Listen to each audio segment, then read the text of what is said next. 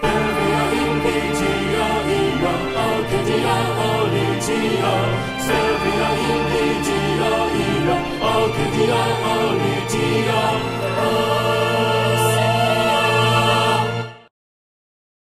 my name's Clint Oregon. I'm an international business major with a focus in finance and Chinese. I studied abroad in Beijing University of Technology. I really like the program in Beijing mainly because the cost. It was exceedingly cheap, which was really good for me. So I definitely want to go back and continue my Chinese studies and be able to actually, speak more Chinese. So like going back both with price and both with opportunities in the future, even say like teaching English there would be just fantastic for me. When it's a clear day, you can actually like see there's mountains, and it's like a surprise, honestly. The housing experience there was one of the coolest parts actually, because although it was an international dorm where they kind of separate you from Chinese students, the cool part was that there was students from all over the world, for sure. And then all the surrounding restaurants, there's a Korean place, there's a Muslim type place that's from some special region in China, and oh my god. Now the school, they also paid for excursions to the Great Wall, to an acrobatics theater, to a tea theater, to there's like 3 other places, like the Bird's Nest, they paid for one to that as well, and then to somewhere else. But the really cool thing about it is that you didn't pay for any of those. They always had a bus waiting for you in the morning.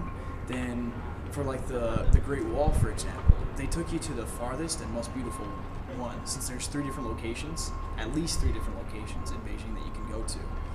If you go out to a restaurant, one of the surrounding restaurants, there was, like, you'd always see someone from the dorm there too. So everyone would just kind of like chip in, then be a mass meal with just tons of people there, and it was just fantastic. On the Simitai Great Wall, you can see for maybe like, I don't know, it seems like 100 miles or something like that. And then also you could see the Great Wall trail off in the distance. Like my crew, I normally hung out with 2 Koreans and a Japanese guy, and we used just butchered Chinese since my Japanese is terrible and my Korean's non-existent. But it was just too cool, like the experience there.